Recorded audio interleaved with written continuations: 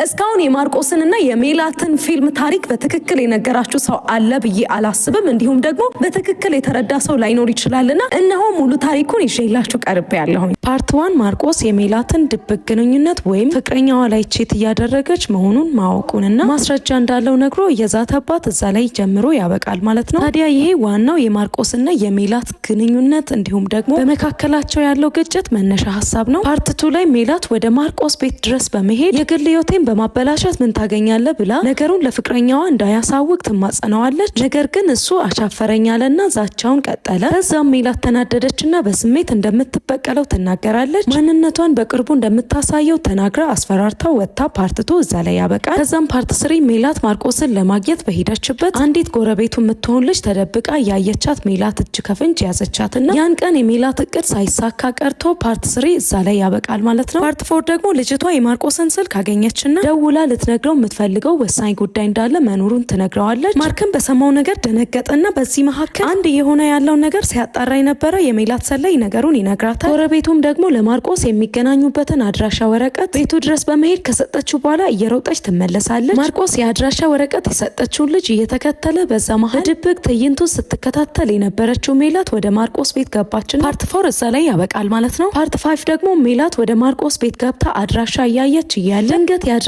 ወረቀቱን ረስቶ የወጣው ማርቆስ ይመለስና እሷ ተመልሳ ተደብቃ እሱ ወረቀቱን አንስቶ ያይና ልጅቷን ለማግኘት ይወጣል። ከዛም ሜላት ተከትላ ወጣችና ወደ ልጅቷ ቀድማ በመድረስ ከልጅቷ ጀርባ በመሆን ትደርስባትና በያዘችው ጩቤ ትወጋታለች ማለት ነው። ፓርት 5 በዚህ መልኩ ካበቃ በኋላ ፓርት 6 ነው ብለን ስንጠብቅ ቀደም ሲል ያየነው ፓርት 5 ላይ የስክሪፕት ስህተት ስለነበር የሞተችው ልጅ ፓርት ተስተካክሎ እንዲቀርብ ተወሰነና ልጅቷ የመጨረሻ ማስጠንቀቂያ በሜላት ተሰጥቷት ነፍሷን ይዛ የሞተችዋ ልጅ ዳግም ነፍስ ተዘርቶላት ትሄዳለች። ታዲያ ማርቆስ ሀገር ሰላም ነው ብሎ ልጅቷ ወደ ቀጠረችው ቦታ መጥቶ ብዙ ቢጠብቃት ነገር ግን ልጅቷ እስካሁን አልመጣችምና በሁኔታው ግራ ተጋብቶ እየጠበቃት እያለ ድንገት ሜላት ከጀርባው ትመጣና ማጅራቱን በዱላ ብላ መሬት ላይ ተደፍቶ እኛም ማርቆስ ሞተ አልሞተ በሚል ነፍሳችን ተጨንቃ የተስተካከለው ፓርት 5 ማጅራቱን በዱላ ብላ መሬት ላይ ተደፍቶ እኛም ማርቆስ ሞተ አልሞተ በሚል ነፍሳችን ተጨንቃ የተስተካከለው ፓርት 5 በዚህ መልኩ ያበቃል። ፓርት 6 ደግሞ ሜላት ቋንቋው በውል የማይታወቅ ነገር ግን ማን እንደመሰልኩት አያውቅም የሚል አይነት ንግግር በደስታ ተናገረችና የት እንደነበረች የማትታወቅ የሜላት ረዳት ድንገት ከተፋለችና ማርክን ተሸክመው ወንበር ላይ አስቀምጠው ያስሩትና ራሱን ስቶ የነበረውን ማርክን ውሃ ደፍተው ይቀሰቅሱትና ሜላት ማርቆስ እንዲናዘዝ 20 ደቂቃ ትሰጠዋለች። ሜላት ማርቆስ እንዲናዘዝ 20 ደቂቃ ስትሰጠው ተናደደና አክቶ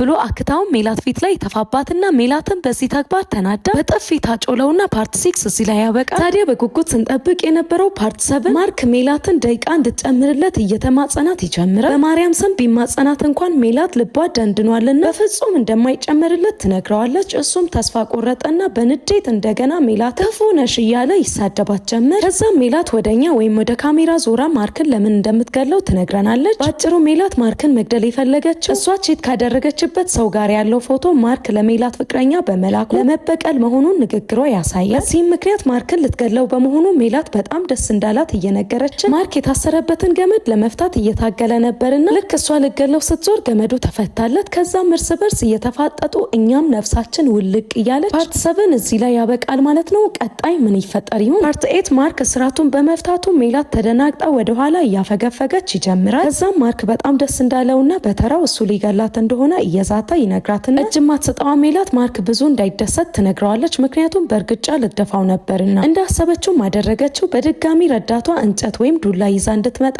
አለቃዋ ሜላት አዘዘቻት። ከዛም ሜላት ዱላውን ተቀብላ የማርክን ጭንቅላት ልታፈርጠው ስትል ማርክ በወደቀበት ጭንቅላቱን ዘወር አድርጎ ራሱን ያድንና ድጋሚ ልትመታው ስትሞክር ፓርት 8 እዛ ላይ ያበቃል። ፓርት 9 ደግሞ ማርክ ሜላት ልትመታው የያዘችውን ዱላ በወደቀበት ሆኖ ሁለቱም አንድ ላይ ይዘው ሲታገሉና እሱ ለማስለቀቅ ሲሞክር በስተመጨረሻ ማስጥሏት ተነሳና ጀግናዋ ሜላት ዛሬ ምንም ቢፈጠር ሳትገለው እንደማትሄድ ትነግረውና ማርክ ድንገት ጸጉሯን ይዞ ሁለቱም ተያይዘው እየታገሉ ሜላት ነገሩ የከበዳት መሆኑን ስትረዳ ድምጿን ጮክ አድርጋ ሜላትን ጩኸት የሰማችው ረዳቷ ከጀርባ ትመጣ በዱላ የማርክን ማጅራት ድጋሚ ብላው ከጣለችው በኋላ ረዳቷ ሜላትን ይዛ ትሮጣለች። ታዲያ መቼም አክተር አይሞትም አይደል? በቃ ሞቷል አብቅቶለታል የተባለው ማርክ ይነሳና ሜላት ኮኪ እያለ እየተጣራ እነ ሜላት እየሮጡ እየሸሹ ማርክ በቅርብ በርቀት እያባረራቸው ፓርት 9 ልባችን በዚህ መልኩ ተንጠልጥሎ ያበቃል ማለት ነው። እንደኔ እይታ ማርክ ብዙ ተሰቃይቷል። ቢሆንም መጀመሪያ ተንኮል ያደረገው እሱ ነውና ይበላል። ያም ሆነ ሜላት ሰሞኑን እንግዲህ እጅግ አነጋጋሪ የሆነው የነ ጳውሎስ ሜላትና የሌሎችም ባልደረቦቻቸው ተከታታይ ድራማ 9 ደርሷል ካልተሳሳትኩ። የሚገርም ነው። ለማንኛውም ሰዎች በተለያየ በነውሮችም ይታወቃሉና ደስ የሚል ሪል የሆነ የአካባቢ ቆንጆ ቆንጆ ቴስት ያለው የሚጣፍጥ ነው በነገራችን ላይ ሁሉ ነገራቸውና እነዚህ ልጆች እንደ ፈን ብቻ እንዳናያቸው አዝናንተውናል። አላማው ሶሻል ሚዲያ ኢንተርቴን ማድረግ ነውና እኔ በጣም ነው የተመቸኝ። ለማንኛውም 9 ደርሰናል፣ እንቀጥላለን። በጣም ደስ የሚል ነው። የምታለቅሱም ትኖራላችሁ፣ የምትስቁም ትኖራላችሁ ብዬ አስባለሁ። ግን ሜላት እባክሽ ጳውሎስን እንዳገዩ። ወደ ቁም ነገሩ ስንመጣ እነዚህ ልጆች በጥሩ ነገር ነው የታወቁት። ፈን አድርገውን አዝናንተውን ብዙ ሰዎች ሊረዷቸው ይገባል ብዬ አምናለሁ። እነ ጳውሎስ እገዛ ያስፈልጋቸዋል። አንዴ ወጥተዋል። በጥሩ ነገር ነው የታወቁት፣ በነውር የታወቁም ስላሉ ማለት ነው እና ስለዚህ ሰዎች ምን ቢረዷቸው አሪፍ ነው። በዚሁ አሁን እነዚህ ሰዎች ምንም ከለሩ ሳይቀየር አካባቢ ሳይቀየር እዛው ገጠራማ አካባቢ ደስ የሚል ምናምን ቃና ያለው ደስ የሚል ነገር ነው ያዝናናል። እንኳን እሱን የቱርክ ፊልም ማይተን የለ እንዴ።